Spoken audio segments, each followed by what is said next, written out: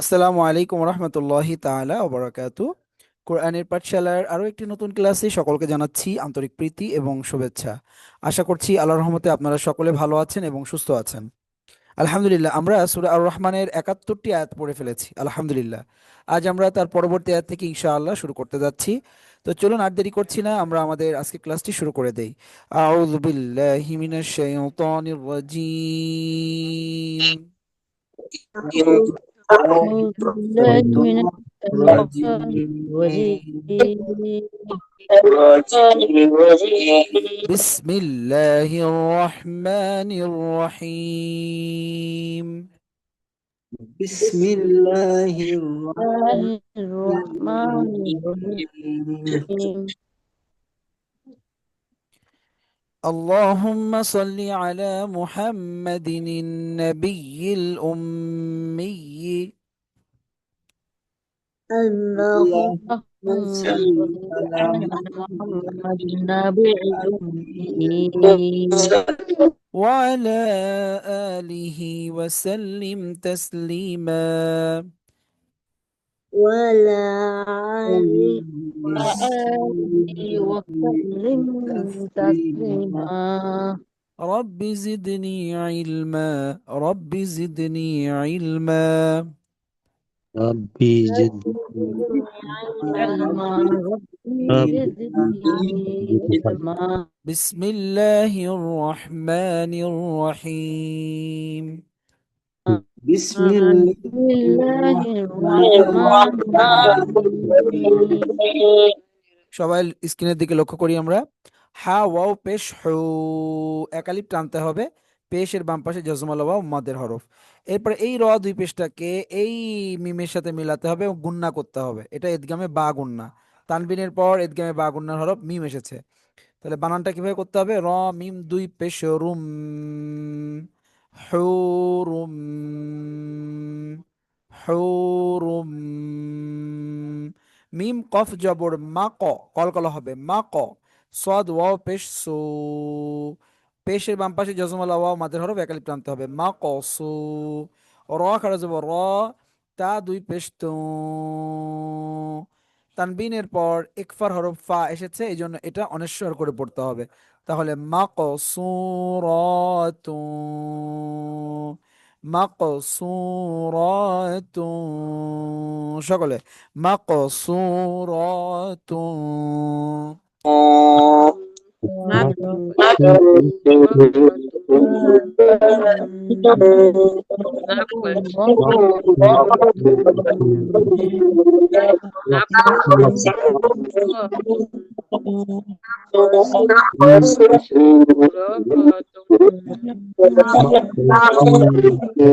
ওকে, মাশাআল্লাহ।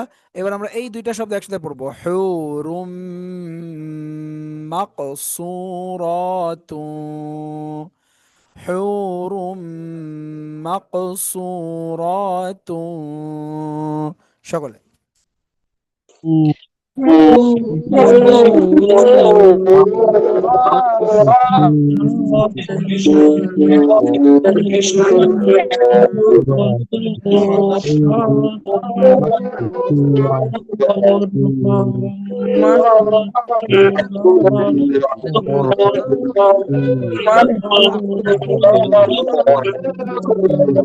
ওকে। এরপরে কি হবে? এরপর এই ফা জেটটা, এখানে যে ফা দেখতে পাচ্ছেন এই জেটটা হচ্ছে ফায়ের, আর এই ইয়াতে কিচ্ছু নাই, এজন্য পড়া লাগবে না।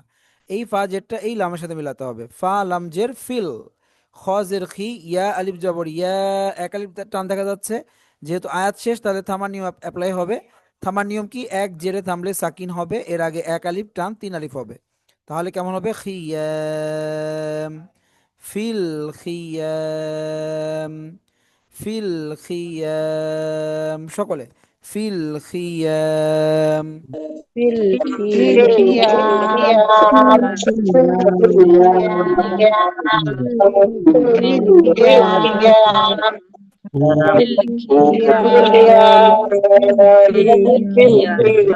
এবার পুরো আয়াতটাকে আমরা একসাথে পড়ি। হুরুম মাকসুরাতুন ফিল খিয়াম, حور مقصورات في الخيام সকলে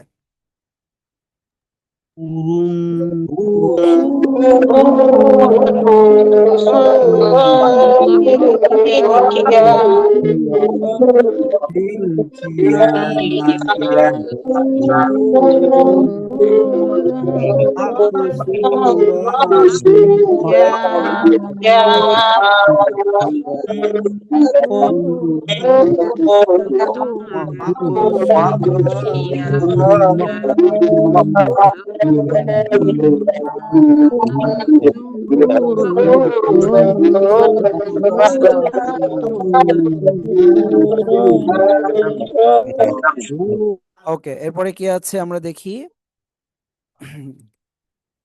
فبأي آلاء ربكما تكذبان সকলে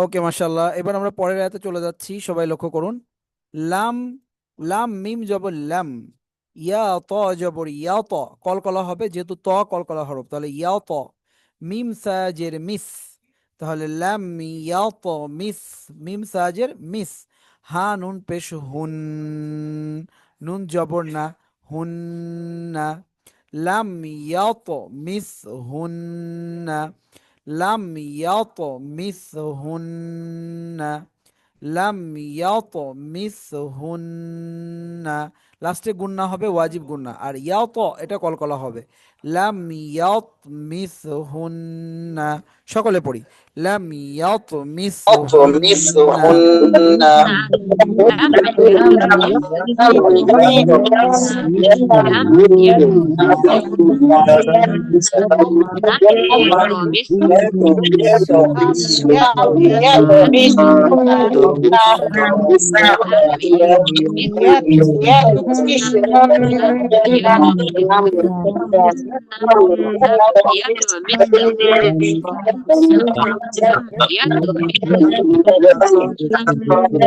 আচ্ছা এরপরে কি আছে আমরা দেখি হামজা নুন জের নুন সাকিন আসছে তো নুন সাকিন আসলে পরের হরফ দেখে আমাদেরকে সিদ্ধান্ত নিতে হবে যে আমরা এখানে কি ধরনের নিয়ম ব্যবহার করব তো নুন সাকিনের পরে একফার হরফ সিন আছে তাহলে এখন এই নুন সাকিনটা একফা গুণা অর্থাৎ অনস্বর করে ফেলতে হবে তাহলে হামজা নুন জের ইয়া এরপর আবার এই সিনের ওপর দেখেন তানবিন আসছে তাহলে এখন তানবিনটা আমি এই সিন হরফটা কিভাবে পড়বো তার জন্য এই পাশের হরফ দেখতে হবে পরের হরফ দেখতে হবে তো এখানে কফ আছে কফ ও একফার হরফ তাহলে দুইটাই আমরা কি করব একফা গুণা করব এটাও অনেশ্বর হবে এটাও অনেশ্বর হবে তাহলে ইয়া সো দুটাই অনেশ্বর ইয়া সো কফ বা জবর কবে কলকলা হবে কবে লাম জবর লা হা মিম পেশ হুম কবে হুম ইনস ক্বাবলাহুম ইনস ক্বাবলাহুম সকলে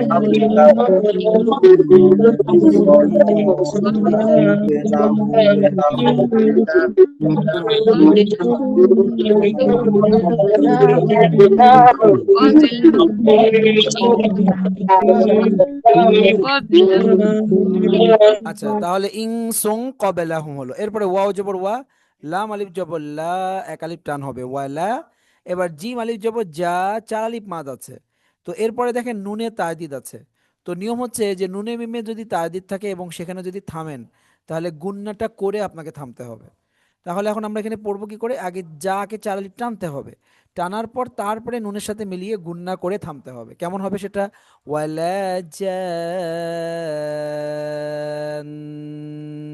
এইভাবে অর্থাৎ যাকে চাল টেনে নিবেন, নেওয়ার পরে নুনের সাথে মিলিয়ে গুণনা করে তারপরে আপনাকে থামতে হবে।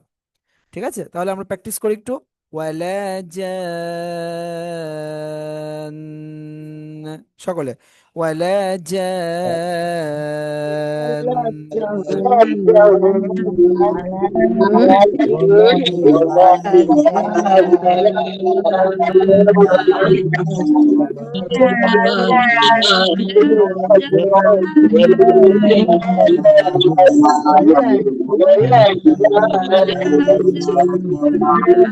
তাহলে এবার আমরা পুরো আয়াতটি পড়বো একসাথে। লাম ইয়াতমিসহুন্না ইনসুন ক্বাবলাহুম ওয়ালা জান। সকলে لم يطمثهن إنس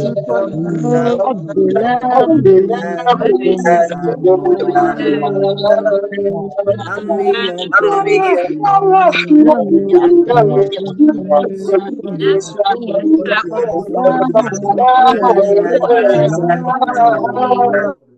এরপরে فبأي آلاء ربكما تكذبان। সকলে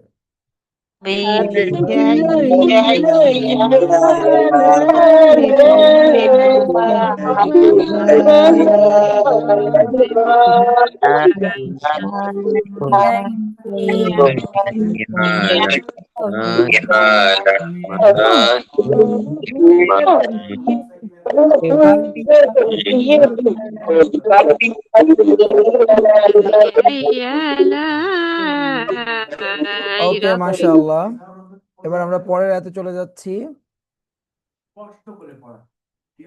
ওকে, মিম তা পেশ মুত, তা জবর তা, মুত তা, কাফ জের কি, হামজা ইয়া জের ই।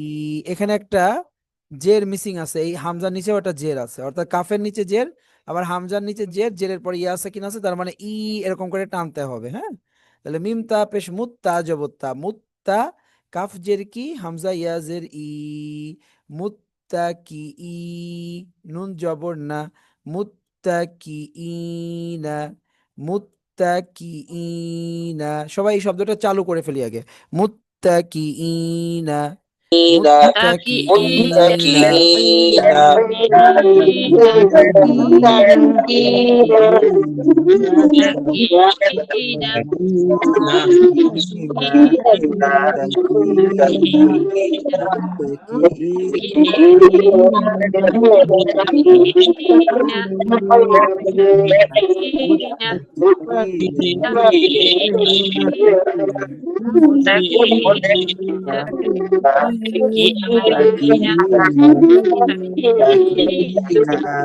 যে শব্দটা কঠিন ওই শব্দটা আগে পড়ে কি করতে হবে, মানে আপনার মুখে চালু করে ফেলতে হবে, সহজ করে ফেলতে হবে, যাতে করে আপনি পড়ার সময় সঠিকটা পড়তে পারেন।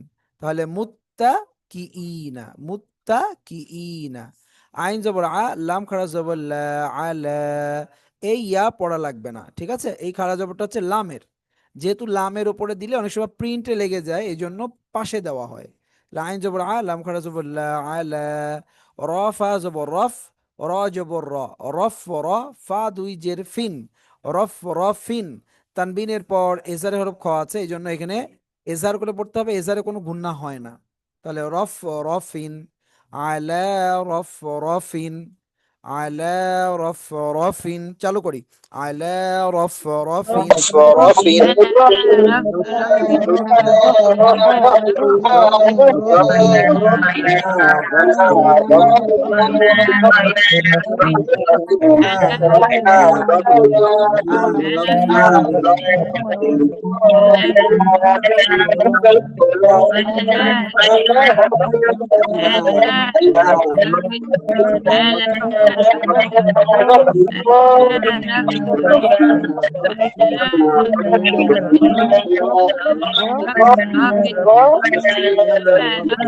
আচ্ছা, এরপরে কি আছে, খ দত পেশ খুদ, র দুই জেরটাকে এই ওয়াবের সাথে মিলিয়ে গুন্না করতে হবে, র ওয়াও দুই জের রিউ, এটা হচ্ছে ইদগামে বা গুন্না।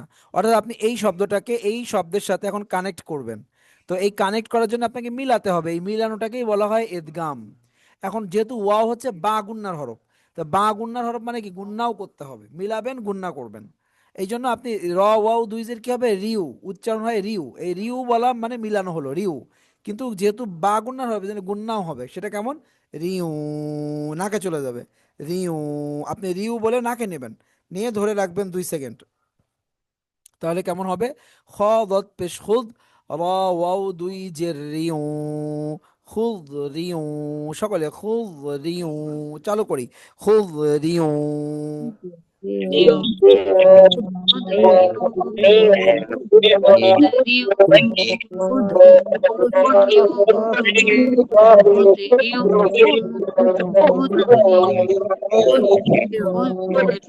খুদ রিউ হলো, হ্যাঁ।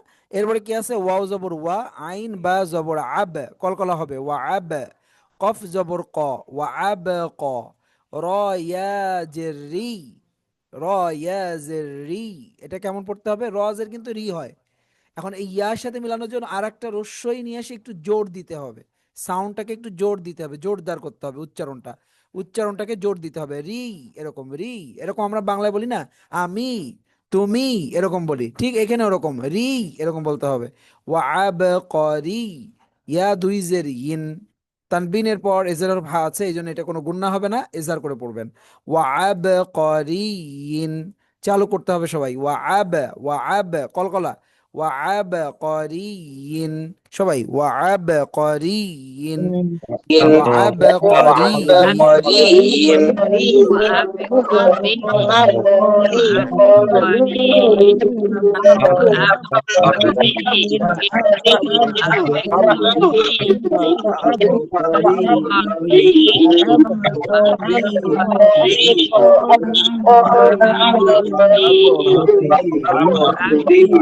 ওয়াবকরিন, হাজের হি, সিন আলিফ জবর সা, এক আলিফ টান দেখা যাচ্ছে, কিন্তু যেহেতু আয়াত শেষ তাহলে থামার নিয়ম অ্যাপ্লাই করতে হবে। থামার নিয়ম কি, দুই জেরে থামলে সাকিন করতে হয়, এবং এর আগে এক আলিফ টান আছে, তাহলে এটা 3 আলিফ হয়ে যাবে, তাহলে হিসান এভাবে পড়তে হবে। তাহলে আমরা এই দুইটা শব্দকে একসাথে পড়ি, ওয়াবকরিন হিসান, ওয়াবকরিন হিসান, সকলে وعبقري حسان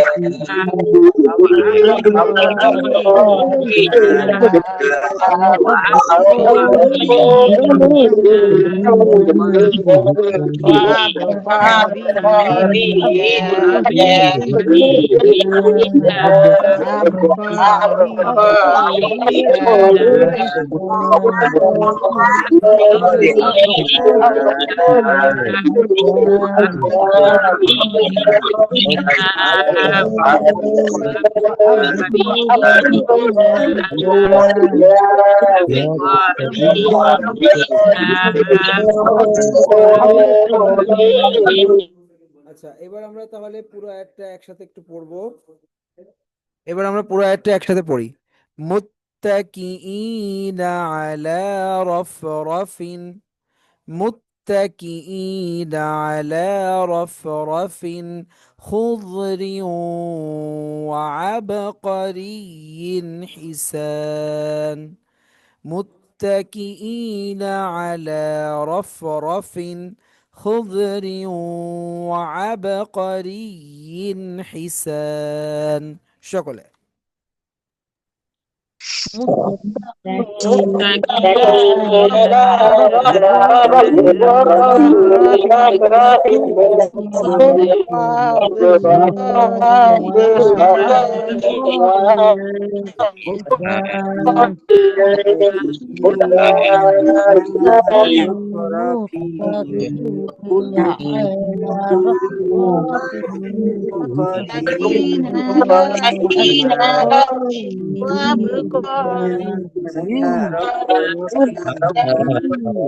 ওকে, মাশাআল্লাহ। এরপরে কি আছে, ফাবিআইয়ি আলাই রাব্বিকুমা তুকাযযিবান, সকলে فبأي آلاء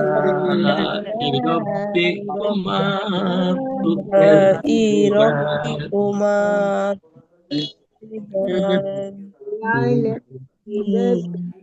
ওকে, মাশাআল্লাহ। এবার আমরা পরের আয়াতে চলে যাচ্ছি।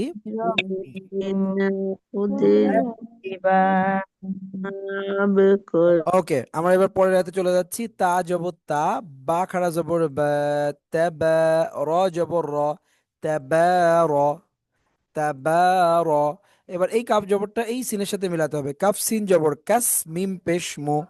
তাহলে কি হলো? তাবারাকাসমু, তাবারাকাসমু, তাবারাকাসমু। র বা জবর রব, বা জের বি, রব্বি কাফ জবর কা, রব্বিকা, রব্বিকা। তাবারাকাসমু রব্বিকা, তাবারাকাসমু রব্বিকা। সকলে তাবারাকাসমু রব্বিকা।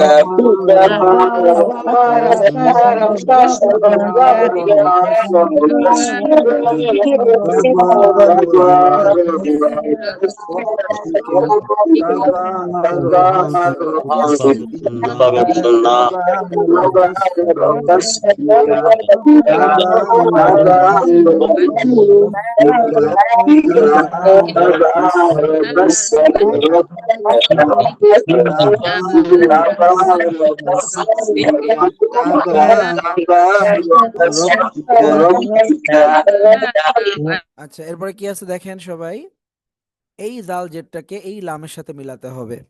ঠিক আছে, জাল্লাম জের জিল পড়তে হবে। এখানে ইয়াতে কিছু কোনো চিহ্ন নেই, পড়া লাগবে না। এই আলিফে কোনো চিহ্ন নেই, পড়া লাগবে না। তাহলে জাল্লাম জের জিল। জিম জবর যা, লাম খাড়া জবর লা। এটা হচ্ছে লামের ওপরের এই সাইডে দেওয়া হলো। তাহলে জালা, জিম জবর যা, লাম খাড়া জবর লা, জালা লাম জের লি, জালালি। জিল জালালি, জিল জালালি। সবাই চালু করি। জিল জালালি।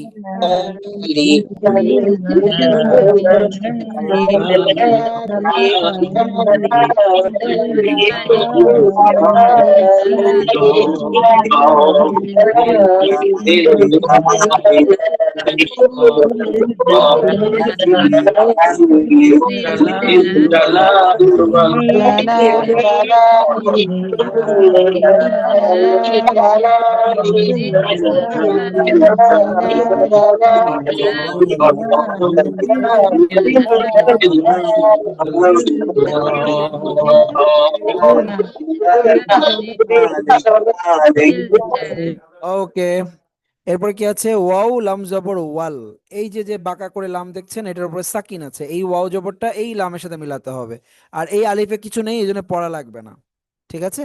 এখন প্রশ্ন আসতে পারে যে হুজুর, এখানে তো জবরের পরে খালি আলিফ দেখা যাচ্ছে, তাহলে টান হবে না?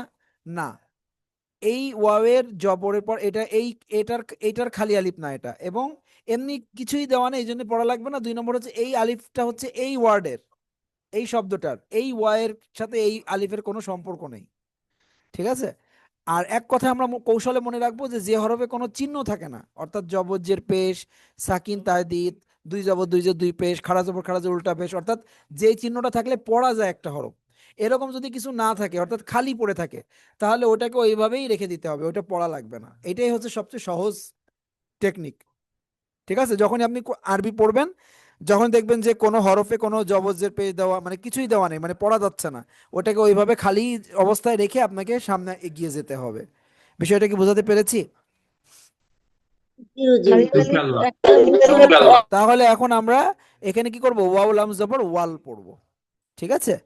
আচ্ছা, এরপরে দেখেন এই যে বাঁকা করে যেটা, এটা হচ্ছে আলিফ। এই আলিফের নিচে আবার এই জেডটা হচ্ছে আলিফের, এটা কিন্তু লামের না। লামে অলরেডি সাকিন হয়ে গেছে। লামে যেহেতু সাকিন হয়ে গেছে, তাহলে এই জেডটা হচ্ছে এই হামজার, এই হামজা জেডটা এই কাফের সাথে মিলাতে হবে। হামজা কাফ জের ইক, হামজা কাফ জের ইক। র আলিফ জবর র। এবার এক আলিফ টান হচ্ছে, জবর পর খালি আলিফ, কিন্তু এখানে এক আলিফ টান হবে না, কারণ থামার কারণে এখানে থামার নিয়ম অ্যাপ্লাই হবে। আর থামার নিয়মের কারণে কি হয়ে যাবে? এক জের থাকলে সাকিন, এর আগে এক আলিফ টান, 3 আলিফ হয়ে যাবে। এই নিয়ম আপনাদেরকে শেখানো হয়েছে।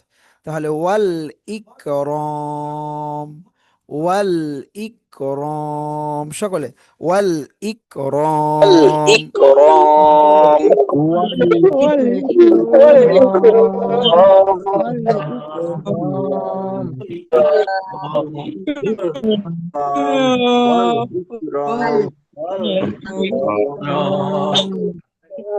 ওকে, তাহলে আমরা এই শব্দ দুটো একসাথে পড়ি। জিল জালালি ওয়াল ইকরাম। জিল জালালি ওয়াল ইকরাম, সকলে জিল জালালি ওয়াল ইকরাম।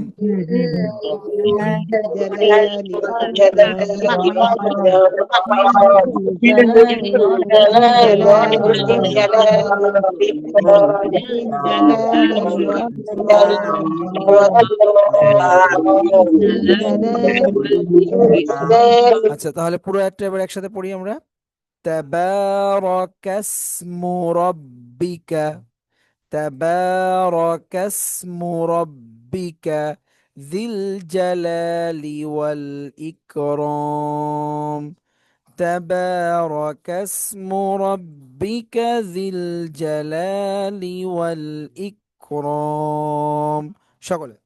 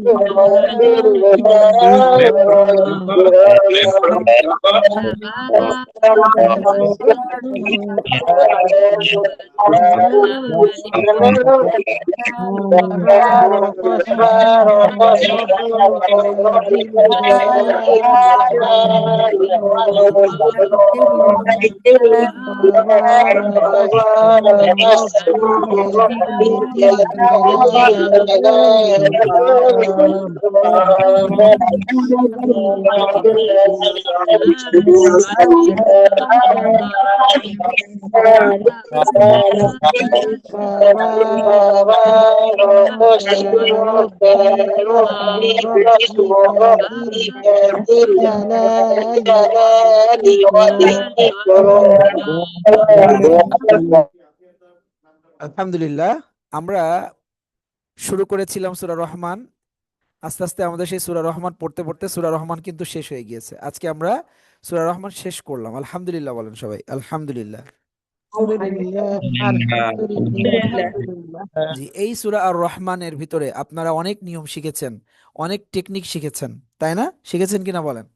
জি হুজুর, জি অনেক হুজুর। হ্যাঁ, এক সময় এটা কঠিন ছিল যে সূরা রহমানটা আমি কিভাবে পড়বো সহি করে, বা কি নিয়মে পড়তে হবে, কিন্তু আলোচনা হতে হতে আর আপনারা চেষ্টা করতে করতে শিখেছেন না বলেন? অনেক কিছু শিখেছেন না, এখন বুঝতে পারছেন জি না?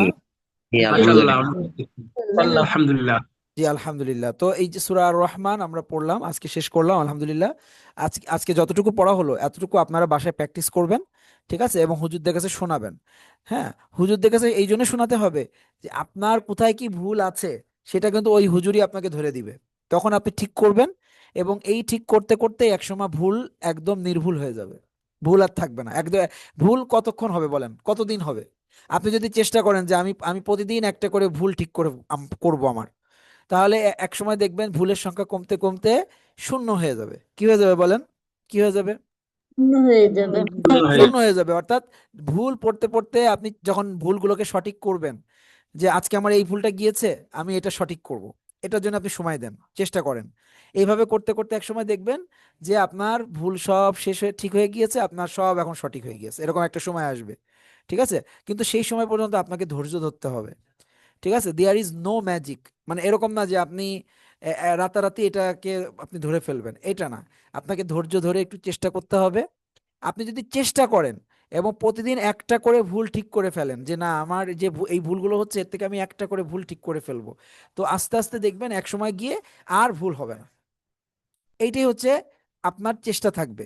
এই চেষ্টার কারণেই আপনি এক সময় কোরআনটাকে সহি করে পড়তে পারবেন। ঠিক আছে? কিন্তু আপনি ভুল ঠিক করলেন না, আপনি চেষ্টা করলেন না সঠিক করার। হ্যাঁ, হুজুর প্রতিদিনই একই ভুল আপনাকে ধরে দিচ্ছে, আর আপনি একই ভুল প্রতিদিন করতেছেন, তাহলে কিন্তু কোনো পরিবর্তন আসবে না। পরিবর্তন আসার জন্য আপনাকে কি করতে হবে? ভুলগুলোকে কি করতে হবে? প্রতিদিন অল্প অল্প করে সংশোধন করতে হবে। এইভাবে আপনি যখন চেষ্টা করবেন, আপনার পড়া আস্তে আস্তে ইনশাআল্লাহ সহি হবে। ঠিক আছে, এটা রাতারাতি ঠিক হওয়ার বিষয় না, কারণ আপনি অনেক বছর ধরে, অনেক দিন ধরে হয়তো কোরআনটাকে মানে সহি করে পড়েন নাই, ভুল ভুল পড়েছেন, অথবা আপনি তাজবিদের নিয়মে একসময় ভুলে গিয়েছিলেন, আবার নতুন করে বুঝেছেন, শিখেছেন, এখন চেষ্টা করছেন। এই জন্য একটু সময় লাগবে, একটু ধৈর্য ধরতে হবে, একটু চেষ্টা করতে হবে।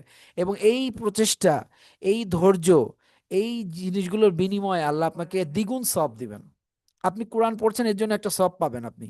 আর আপনার যে যে কষ্ট হচ্ছে, আপনি নিজেকে আস্তে আস্তে করে সংশোধন করছেন, পড়াটাকে আরো সহি করছেন, এর জন্য আল্লাহ রাব্বুল আলামিন আরো আরো এক গুণ বেশি, মানে দ্বিগুণ আপনাকে নেকি দিবে। এটা হাদিসের ভিতরে আসছে যে যে ব্যক্তি যে কোরআন ঠেকে ঠেকে পড়ে, তার কষ্ট হয়, তারপরেও সে শেখার জন্য ঠেকে ঠেকে পড়ে, আল্লাহ তাকে দ্বিগুণ সওয়াব দেন, একটা দিন পড়ার জন্য।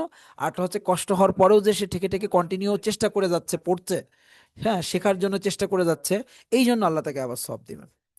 সুতরাং আপনাদের চেষ্টা যেন অব্যাহত থাকে, এইটাকে কখনোই কি করবেন না, এটাকে বন্ধ রাখবেন না। আমার এই নির্দেশনা আপনাদের মনে থাকবে তো ইনশাল্লাহ। ইনশাল্লাহ মনে ইনশাআল্লাহ থাকবে। ইনশাআল্লাহ। আর আগামী ক্লাসে, মানে আগামী দিন অবশ্যই হুজুরের কাছে পড়াশোনাতে আসবেন, অবশ্যই আসবেন। ঠিক আছে, কেউ মিস করবেন না, এবং সময় হওয়ার সাথে সাথে চলে আসবেন। ঠিক আছে, কারণ একজন যখন পড়ে, তার যে ভুলগুলো হুজুর ঠিক করে, আপনিও যদি ওইগুলো শোনেন, আপনারও ঠিক হয়ে যাবে, আপনারও পড়া ঠিক হয়ে যাবে। অর্থাৎ একজনের ঠিক করলে সবার ঠিক হয়ে যাওয়ার কথা। সুতরাং আগামী ক্লাসে, পড়াশোনার ক্লাসে অবশ্যই সবাই থাকবেন, থাকবেন তো ইনশাল্লাহ। ইনশাআল্লাহ। ইনশাআল্লাহ হুজুর। ইনশাআল্লাহ, ইনশাআল্লাহ। তো আমি এখন একবার একবার আপনাদেরকে পড়ে শোনাচ্ছি, হ্যাঁ, আজকের পড়াটা। বিসমিল্লাহির রহমানির রহিম।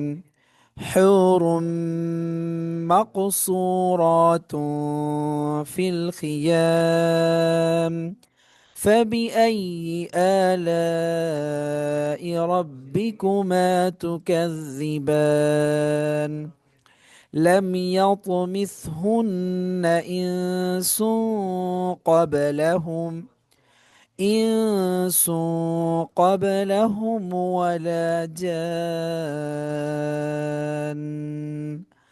فبأي آلاء ربكما تكذبان متكئين على رفرف خضر وعبقري حسان فبأي آلاء ربكما تكذبان تبارك اسم ربك ذي الجلال والإكرام صدق الله العظيم। তো আমাদের সূরা রহমান শেষ হলো। আহ, আপনারা অবশ্যই আপনাদের প্রচেষ্টা অব্যাহত রাখবেন, যে কথাগুলো বললাম সেগুলো যদি আপনারা একটু মেনে চলার চেষ্টা করেন, ইনশাআল্লাহ একদিন আপনারা সহিভাবেই কোরআন শরীফটা পড়তে পারবেন ইনশাআল্লাহ। সেই দোয়া প্রার্থনা করে আজকের মতো এখানে শেষ করছি। সুবহানাকাল্লাহুম্মা বিহামদিকা আশহাদু আল্লা ইলাহা ইল্লা আনতা আস্তাগফিরুকা ওয়া আতুবু ইলাইক। আসসালামু আলাইকুম ওয়া রাহমাতুল্লাহি ওয়া বারাকাতুহু।